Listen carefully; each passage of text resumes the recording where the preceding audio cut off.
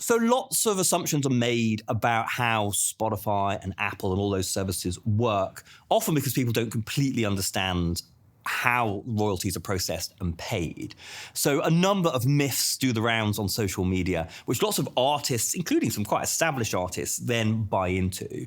So for example, one thing you'll sometimes see is that Apple pays artists a lot more than Spotify does. That's something that goes around. We should all cancel our Spotify subscriptions, sign up to Apple Music, because then everyone would make more money. But actually, that's not really true, because all the streaming services of the Spotify variety have a very similar deal with the record companies, the music distributors, the publishers, and the collecting societies. And it's a revenue share deal. And okay, it may well be that the revenue share that Apple pays is slightly higher than the revenue share that Spotify pays. But we're talking 1% or 2%. It's not massively different. And in most markets, Spotify is by far the biggest player, certainly in Europe. And it's just the way business works. If you're the biggest player in a market, you're going to command a better rate. So if everybody was to move to Apple tomorrow, Apple would be the biggest player in those markets. And it would also try and exercise, that dominance in order to get a better rate. So yes, it may well be that Apple, Tidal, etc. are paying a slightly more over in terms of revenue share, but not dramatically. And the key thing to say here is when people talk about the average rate you receive every time a track is streamed, because we can average it out. We can say in any one month, you had 1 million streams, you made this much money, do some simple maths, we get a per stream average payout. And it may well be that Apple's payout seems to be quite a lot higher than Spotify's, but there are various reasons for that. First of all, Spotify has a free tier, whereas Apple does not. Now, you could say Spotify shouldn't have a free tier. That's another debate that we could have, but it does. Free makes a lot less money, because that's paid for by advertising. And Spotify sells a lot less advertising than it does subscriptions. So if you average Spotify out across the whole platform, the fact there's a free tier is going to bring the average down. Spotify is also very big in some emerging markets where the subscription prices are quite a lot less. Also, stats suggest that Spotify users listen to more music on average than Apple Music users. So there are various reasons why. I'm not here to defend Spotify, but I think a lot of statements are made, and I think you need to understand the model, and there are issues with the model, and some platforms are better in some ways, and some platforms are better in other ways, but often it's not quite as simple and straightforward as people suggest. If you have music on Spotify or any of Spotify's competitors and it is played, how do you get paid? That's the key question, isn't it? And it's quite complicated. And several times a year, a little JPEG does the rounds on social media that's supposedly a rate card. It says every time you're streamed on Spotify or Apple or YouTube or Tidal or whatever, this is how much you earn. But the thing to know is there is no rate card. That's not how it works. So actually, there's a three-step process that gets artists paid when their music is streamed. And I'll very quickly talk you through those 3 steps. Step 1 is what I call track allocation. So basically, streaming is a revenue share business. Spotify says to the entire music industry, every month we will share whatever money we make selling subscriptions with the music industry. And in order to do that, the first thing they need to do is allocate the money to the millions and millions and millions of tracks that are on the platform. So that's the track allocation stage. And the way they do that is they basically say, okay, let's take all of the UK premium subscribers and let's look at all the music they listen to. And let's take one track. Okay, of all the streams that premium subscribers in the UK listened to last month, 0.00001% was this track.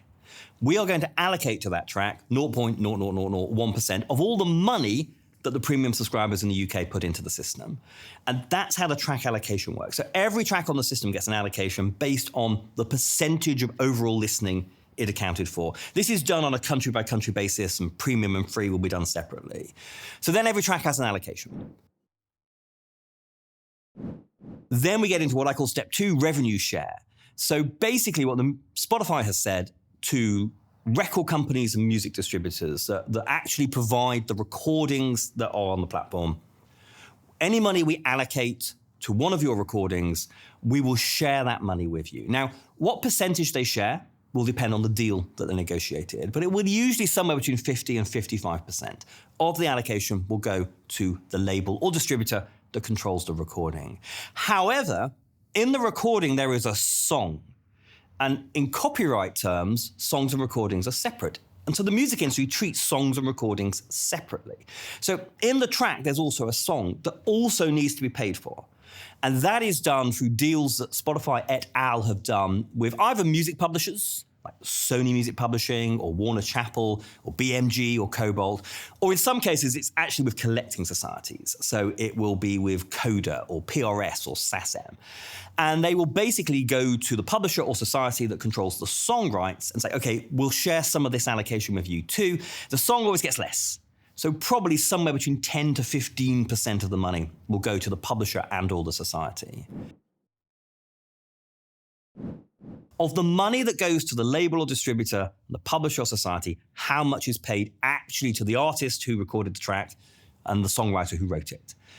That will depend on the deal that the artist has done with the label or distributor or publisher that they work with. If it's going through a collecting society, each society has its own rules of how the money goes through. Generally, societies are not-for-profit. They charge an admin fee and they pass it on. But if you're working with a label or a distributor or a publisher, they will take a cut of the money depending on what the deal says. So let's look at the recording.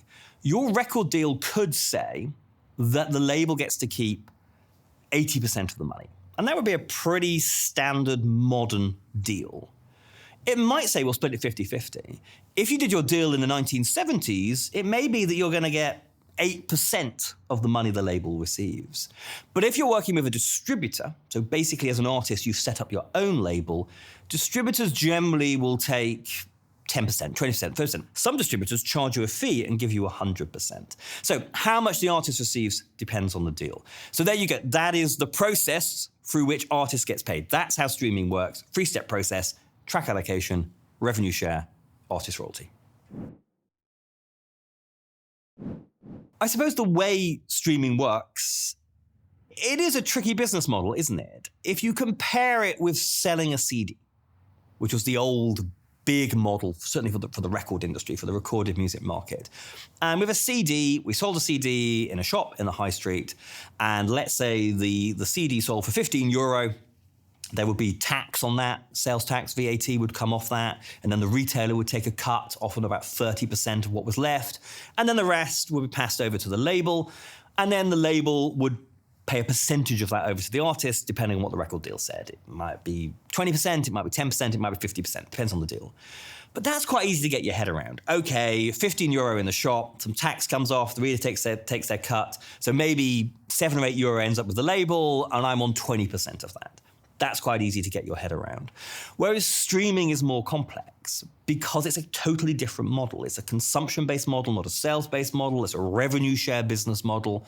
There are parallels. Actually, quite a lot of radio stations, when they pay royalties into the music industry, are on a sort of revenue share basis. So it's not unprecedented, but it is more complicated. And if I'd have one criticism for the music industry, the big streaming deals were all done in the late 2000s with the Spotifys of this world.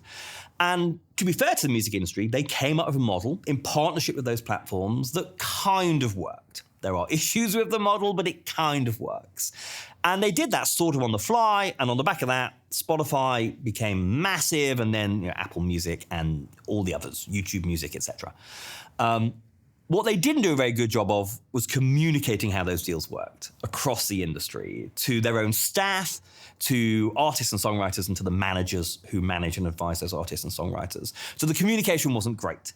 But it is complicated, but I would urge certainly managers to try and get their head around how it works, because it will really help in how you advise your artists. And actually, even with artists, okay, artists want to perform, record great music, and that should be the focus.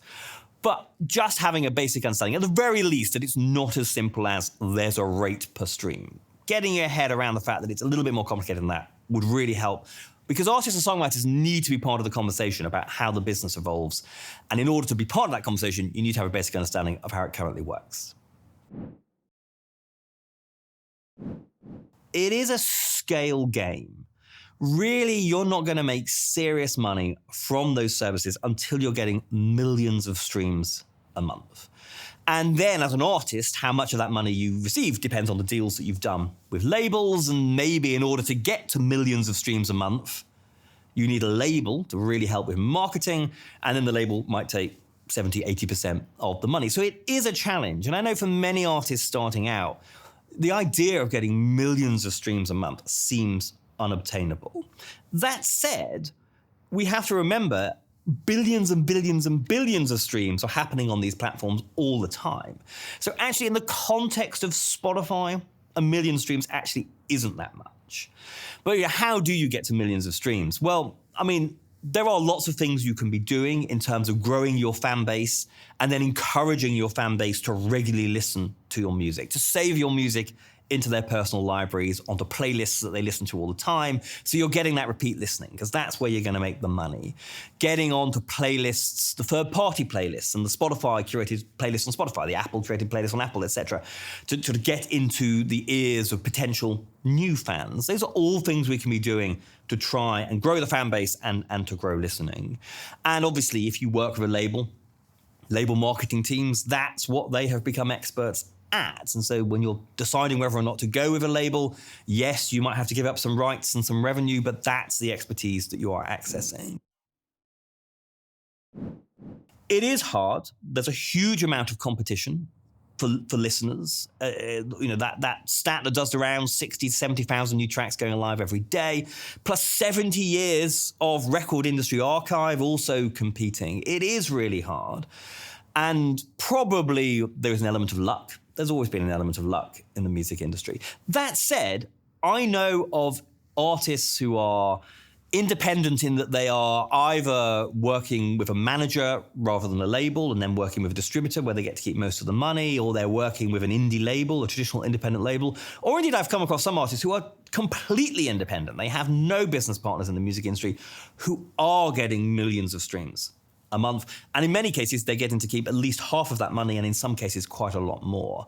So it's not impossible. Sometimes it's sort of that only superstars make money on streaming. The superstars make a lot of money on streaming. Drake in particular, a lot of money on streaming. That is true. And it is hard to build momentum, but there are independent artists out there who have done just that.